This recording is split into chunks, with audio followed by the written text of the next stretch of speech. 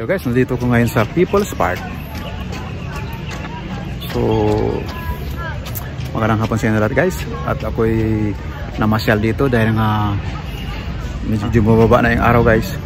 Ikutin ko lang to guys bago ako uwi. At gusto ko lang na ma-share sa inyo itong lugar na ito. At sa paggunita ng pagkawala ng anak na si Lloyd Cafe Cadena. At sana'y maalala niyo rin ang kanyang mga mabuting mga vlog. At ito, ikutin natin guys. Napakaraming tao dito guys. May mga nagpa-practice ng sayaw. May mga nagja-jogging, nag-walkathon. Maybe next week dito ako mag-walkathon o mag-jogging. Napakaganda. Uli dito mag-exercise, mag-harness. So, ikot lang ako dito guys. Ikutin ko itong buong lugar na to kasi nga matagal na ako din nakapasyal dito. Laki na pa yung bago. Dati kasi maraming nagpa-practice dito ng martial art. Ngayon wala na akong makita eh.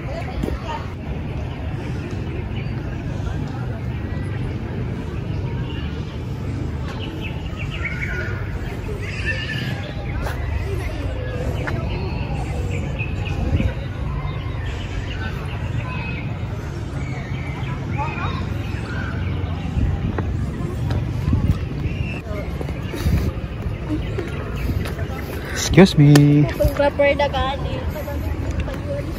Naalala ko dati dito kami eh. Itong area na to. Dito sa isang area na to. Dito sila nagsipa-sipa eh. Kaya ako observant lang ako nung araw. Dito lang ako nakaupo. Binibidyo ko lang sila. Bago-bago din sa Davao City. Eh ngayon ano eh, may mga halaman na eh. Dati wala yan eh. Madami sila. Grupo sila ng mga martial artist. Karate group.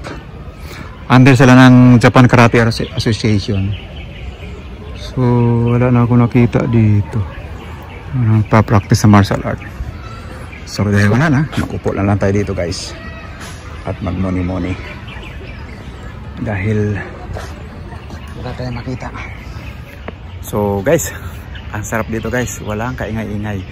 Wala kayong madinig ng mga sasakyan o mga tunog ng mapito or mga busina o mga nag-start ng sasakyan, kundi mga tunog ng mga ibon, mga hiyawan, mga tawa ng mga tao nandito namamasyal, at yung mga nagpa-practice, mga sayaw, at may mga nagja-jogging, nagwo-walkathon. So maganda dito mag-vlog at saka ano, tahimik. Kung gusto mong sa tahimik na lugar, ito nga tahimik eh. So yun guys, ito ay People's Park. Park ito sa lahat ng mga tao. Kasi People's Park, diba? Dito lang yan sa Davao City. Okay. So diretso lang to guys, Illustre Street. O galing ako ng Gaisano Grand Central dito sa may Illustre. Diniretso ko lang to, People's Park. Kasi maaga pa para mauwi. Kasi gusto ko lang masariwa din ng mga lugar na ito na napuntahan ko rin ng bago-bago sa Davao City. Hindi ko na makita uli yung instructor dito ng karate. So Sunday, agahan ko na lang siguro dito ako mag-conduct ng weekly exercise. Or magdala ako ng harness. Mag-harness ako dito. But I think mahirap pag wala kang kapartner eh, sa harness. Martial art na lang. Exercise na lang ako dito. Baka may mag-join, tuturuan ko ng mga self-defense or mga execution ng suntok at sipa. Basic na naman ng suntok ay straight punch, rising punch, downward punch, mga downward block, upper block, inside block, outside block, yung mga ganun, mga spear hands, vertical fist, back fist, mga ganyan, knife hand block, yung mga ganyan, knife hand chop, mga ganyan. So na maganda. Saka elbow strike, mga ganyan. Ayan. So maganda dito pagka practice ka guys. Practice mo yung galing dito. Kasi ang martial art kailangan practicein mo rin. Hindi yung nag-aral ka ng martial arts. Pag-practice ka, yun lang. Pagpasok mo, hindi. Kailangan pagdating mo sa bahay, practice mo. Pagkagising, practice mo. Ako nga, pinapractice ko bago matulog, pagkagising, at saka lahat ng oras na may time ako. Kasi nga, para ma-preserve o ma-develop. Parang sa Rubik's Cube. Kailangan practice mo araw-araw. Hindi yung natuto ko na, wala na, tigil na. Practice mo yan. So, ganyan lang guys. Practice makes perfect. Di ba lang pabalik-balik, at least ma-perfect mo talaga. So, ganun guys. So, yung nga guys. At napag-isip-isip ko nga guys na siguro hindi na lang ako maghanap ng trabaho na. Mahirapan na akong matanggap. Dahil nga 65 na ako next year.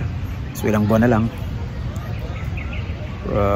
Di na ako pwedeng didakan ng SSS Pag-ibig kasi nga hanggang 65 lang ang deduction or remittance. So malaking tulong sana yun kung medyo bata-bata pa ako, dahil nga para madagdagan yung aking remittance para sa pension ika nga. So once again, advice ko sa mga bata pa na nagtatrabaho, pag-igihan nyo ang inyong pagtatrabaho, i-verify nyo yung mga hulog sa SSS, Pag-ibig, sa PhilHealth, lahat ng klaseng institution or government institution na dinadilakan kayo. I-verify nyo guys kung tama ba yung kanilang pag-remit, kung monthly ba ang remittance nila, quarterly or yearly. So maganda pag malalaking kumpanya na talagang alagaan nila yung mga empleyado. So ganun guys, malaking tulong yung mga ganun guys, mga deduction na ganun. At kahit magpalipat-lipat ka man ng kumpanya, basta nadidakan ka at nai-remit ng iyong kumpanya ang dapat nilang i-remit tungkol sa iyong SSS at saka Pag-ibig fund, malaking tulong sa iyo pag retired ka na. Yun ang advice ko lang sa inyo. At ito nga, napag-isip-isip ko na tama siguro yung pag-apply ko. Talagang sign na yun na ayaw na akong bigyan ng trabaho talaga ni Allah. Dahil nga sa aking edad at saka sa aking health. Kasi nga laging panggabi, baka hindi na natin kayanan o kayanin ang laging panggabi. Pero physically fit naman tayo, wala naman tayong problema sa health.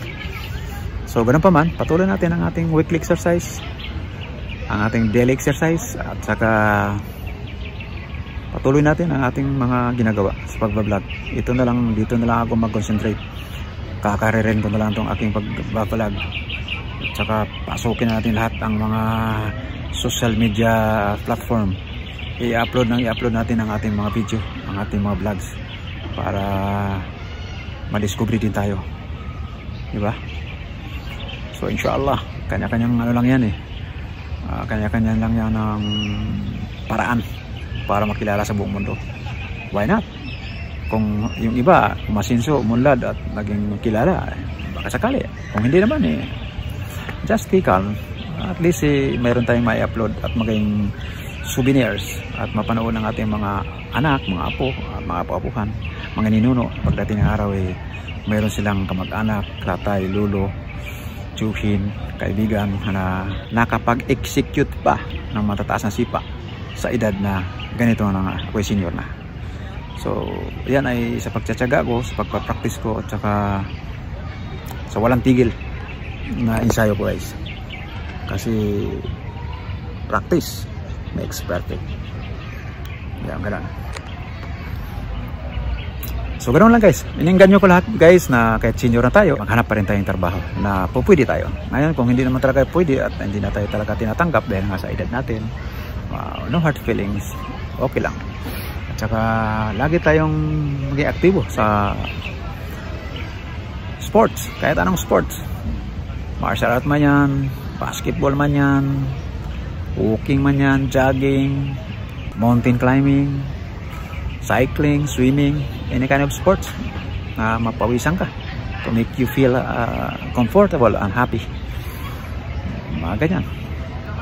So yun guys, at pinaalala ko lang sa inyo. At mag-conduct din ako ng mga clips parang alala sa anak ko na si Lloyd, ang masayang araw na ako in-interview na. So yun guys, at ako magpapatuloy sa pag-vlog dito. Ikutin ko lang tong buong People's Park, then uwi na ako. Thank you sa panonood guys. So yun lang na vlog sa sana dito. No, naisang kayo mag-like, mag-share at mag-subscribe sa akin channel, Big Time World TV. Isa!